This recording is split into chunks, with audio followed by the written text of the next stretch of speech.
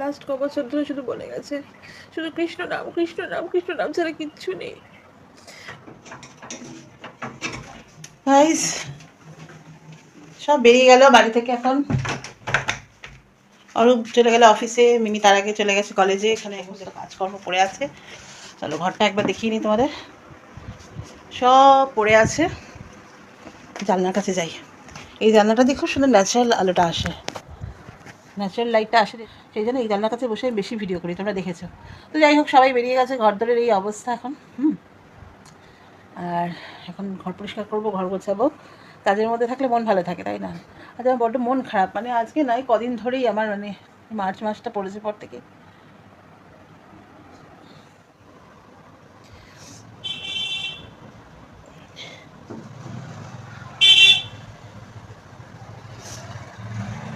কেউ নেই জানো তো, মা বাবা কেউ নেই আমার। মা বাবা দুজনেই চলে গেছে, তোমরা তো জানো। সরি, তোমাদের সাথে এইসব কথা আমি বলতে চাই না, কিন্তু তোমরা আমার পরিবার। তোমাদের সাথে মনের সব কিছু শেয়ার করতে করতে, মনের সব কথা শেয়ার করতে করতে একই সময় নিজের কষ্টের কথাগুলো বলে ফেলি। গত বছর বাপি কথা দিয়েছিল, কিন্তু কথা রাখলো না, চলে গেল।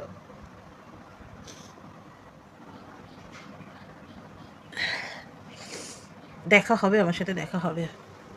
যেদিন দেখা হবে সেদিকে প্রশ্ন করবো। বড্ড বিমান জন্মে আছে আমার।